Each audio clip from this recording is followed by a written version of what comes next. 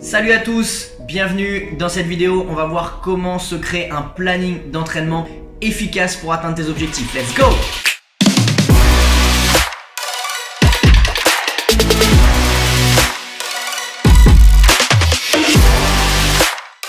Juste avant de démarrer, n'hésite surtout pas à t'abonner à cette chaîne pour être au courant des prochaines vidéos que je vais poster. Également, je t'invite à rejoindre le canal Telegram, la zone des street athlètes, où je partage chaque semaine du contenu pour mieux performer dans ta discipline urbaine. Alors, on va voir tout simplement comment tu peux définir sur une semaine type tes entraînements de manière à atteindre tes objectifs plus facilement, surtout à rester motivé et probablement éviter les blessures également. Donc la première étape que je te recommande, c'est de faire l'état des lieux. Déjà, qu'est-ce qui te gêne? Pourquoi tu veux mieux structurer ton planning d'entraînement? Peut-être que tu manques d'engagement, c'est-à-dire que quand c'est le moment d'aller s'entraîner, tu as toujours quelque chose d'autre qui prend le dessus et ton entraînement il est tout à fait mal placé et finalement une fois sur deux tu n'y vas pas. Peut-être que tu stagnes, peut-être que ta récupération n'est pas bonne, bref. Tout ce qui ne va pas, il faut que tu saches pourquoi tu veux le changer. Également, il faut que tu fasses un point sur ton niveau, sur tes performances, c'est-à-dire voilà, où est-ce que tu en es, peut-être sur un nombre de répétitions, peut-être sur un nombre de tours sur un mouvement, peut-être sur ton cardio par rapport à certains passages, bref, tout ce que tu veux améliorer, tout ce que tu veux changer, tu dois le noter. Une fois que tu as fait l'état des lieux, maintenant il va falloir en fait se fixer des objectifs, c'est-à-dire peut-être fixer un nombre de répétitions pour un mouvement, peut-être fixer un nombre de tours pour un mouvement, débloquer certaines figures, débloquer des capacités, peut-être être capable d'enchaîner 3 passages avec peu de récupération, peut-être enchaîner des passages qui sont plus longs. Bref, tout ce que tu veux améliorer qui sont des objectifs pour toi, c'est-à-dire des objectifs soit de résultats, peut-être aller gagner une certaine compétition, ou bien des objectifs de moyens, c'est-à-dire des compétences, des capacités que tu vas devoir développer, que tu vas mettre en place avec des exercices. Ne te fixe pas trop d'objectifs en même temps, puisque si tu travailles plein de choses différentes, il y a de fortes chances que tu avances très lentement sur tous les objectifs et finalement tu vas simplement nourrir ta démotivation. En fonction des objectifs que tu t'es fixés. L'idée ensuite, c'est de réfléchir et de se demander quels muscles vont être sollicités, quelles articulations vont être sollicitées, quelles compétences que tu as ou que tu n'as pas vont être sollicitées, de sorte à mettre des disciplines annexes dans ton programme. C'est-à-dire que, par exemple, si tu travailles les power moves, il y a de fortes chances que tu sollicites beaucoup tes adducteurs, donc il va falloir peut-être les renforcer, peut-être les étirer, donc les assouplir aussi un petit peu, peut-être travailler avec des rouleaux de massage après les séances pour te détendre. Si tu travailles plutôt de la force ou débloquer des figures, peut-être qu'il va falloir travailler ton gainage, travailler aussi avec ton système nerveux, tout ça tu dois le prendre en compte.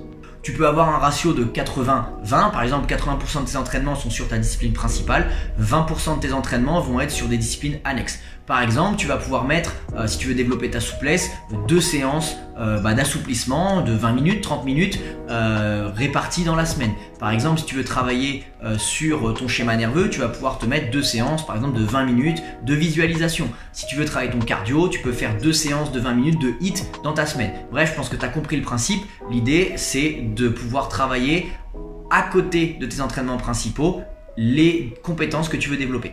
Ensuite, tu vas prendre donc un planning que tu vas définir avec les étapes suivantes. Étape 4, donc en fait tout simplement tu vas mettre déjà ce qui ne peut pas bouger dans ton planning. Ça veut dire que peut-être c'est ton travail, tes études, le temps avec tes enfants si tu en as, bref, ce qui ne peut pas bouger de ton planning. 5e étape, tu vas pouvoir mettre tes jours de repos. Donc moi je te recommande d'en mettre 1 ou 2 en fonction de ton niveau, parce que voilà, tout le monde n'est pas capable de s'entraîner 6 jours sur 7, parce que sinon ça va te mener à la blessure et ça n'aura aucun sens. Donc même s'il faut mettre 3 jours de repos, no souci, mais écoute ton corps et tu pourras évoluer et réduire au fur et à mesure.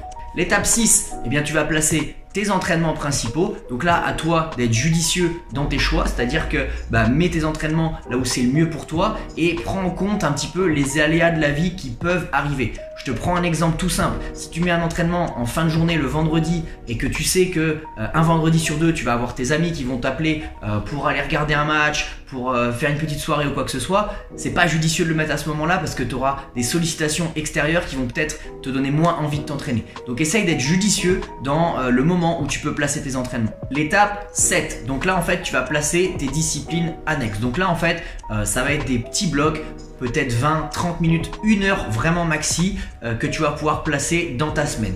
Ça dépend vraiment de la discipline. Par exemple, si tu choisis de prendre de la visualisation dans ton programme, eh bien la visualisation tu peux la faire facilement quand tu veux. C'est-à-dire que tu peux la faire même si c'est un jour d'entraînement parce que c'est pas vraiment sollicitant pour ton physique, mais tu peux très bien la mettre un jour de repos, c'est également pas sollicitant pour ton physique. Par contre, si tu mets des séances de souplesse, là je te déconseille de mettre de la souplesse le même jour qu'un entraînement. Je te recommande plus de le mettre sur un jour de repos parce que ça va être beaucoup mieux pour toi. Si tu as des disciplines, genre par exemple tu ajoutes du cardio, bon le cardio clairement je te déconseille de le faire sur un jour de repos parce que là tu vas taper dans tes réserves, ça va pas être optimal pour ta récupération. Donc c'est mieux de la mettre sur une journée où il y a un entraînement. Tu peux très bien faire ton entraînement et finir par une séance de cardio ou la faire quelques heures plus tard. Alors il y a une autre possibilité qui existe pour le repos, c'est tout simplement de ne pas se fixer de jours de repos. Donc là en fait on va plutôt se définir des types de séances, training, souplesse par exemple, training, mobilité, et ensuite on va suivre cet ordre là et on placera les jours de repos quand on veut. Donc ça peut très bien faire training, jour de repos, training, souplesse, training, jour de repos, mobilité, ou bien je change, je fais training, souplesse, jour de repos, training, mobilité, jour de repos, etc. En fait, là l'idée c'est qu'on va pouvoir jouer un petit peu avec les aléas de la vie finalement. C'est-à-dire que dans mon cas, ça me convient bien parce que j'ai pas forcément une vie sur une certaine routine. J'ai un peu des jours qui changent de semaine en semaine, donc ça me permet de mieux rebondir et de m'entraîner quand je le sens. Et si un jour il fait super beau et que je me sens pas d'aller m'entraîner, j'ai plutôt envie d'aller profiter du soleil, je vais pouvoir prendre un jour de repos ce jour-là et je décalerai simplement mes séances. Donc ça, c'est pas forcément accessible pour tout le monde selon le mode de vie qu'on a, le travail, les études, etc. Bien sûr, quand on fait ça, faut pas tomber dans l'extrême et prendre un jour de repos par mois. L'idée, c'est quand même de ne pas faire plus de 5-6 entraînements sans jour de repos. En gros, au minimum un jour de repos dans la semaine. Et voilà mes tips pour mieux structurer son programme d'entraînement. J'espère que cette vidéo pourra vous aider. Sachez tout de même que si vous voulez progresser dans n'importe quelle discipline, je vous recommande de vous entraîner 3 à 4 fois par semaine si vous voulez voir des résultats palpables. Faites attention au repos, c'est très important. On y reviendra dans une prochaine vidéo, mais le repos fait partie intégrante de la performance et de la progression sportive. Un autre tips que je vous recommande, c'est tout simplement d'avoir un cahier ou un agenda pour pouvoir noter vos séances. Qu'est-ce que vous avez travaillé, le ressenti, est-ce que vous avez réussi à passer peut-être un objectif supérieur, etc. Notez tout, ça vous permettra de faire un bon bilan quand vous changerez votre structure d'entraînement. D'ailleurs, moi, je vous recommande de faire un planning d'entraînement pour 3 mois, 90 jours, parce que voilà, le plan 90 jours, ça marche plutôt bien pour pouvoir voir de l'évolution concrète et se rendre compte si notre planning il fonctionne ou s'il ne fonctionne pas. Quand vous avez une compétition qui arrive, pourquoi pas le week-end et que c'est très important pour vous, n'hésitez pas à faire une semaine d'entraînement un petit peu plus light, voilà, pour reposer aussi un petit peu votre corps, votre système nerveux. Vous serez bien plus performant le week-end. Et si vous entraînez par exemple pendant 2 mois non-stop avec un bon planning qui tient la route et qui est assez intensif, n'hésitez pas aussi à prendre une semaine de décharge, une semaine de deload, on appelle ça. Tout simplement en fait, vous entraînez quasiment 2 fois moins, vous réduisez l'intensité, vous réduisez les durées de training, ça va vous faire du bien et vous allez repartir encore plus fort. Et voilà, je te donne rendez-vous dans une prochaine vidéo. N'oublie pas que tu peux toujours rejoindre le canal Telegram, la zone des street athlètes, le lien est dans la description. Abonne-toi à la chaîne si tu trouves que mon contenu est de qualité. N'hésite pas à mettre un petit pouce bleu sous cette vidéo et on se voit à la prochaine. Ciao ciao.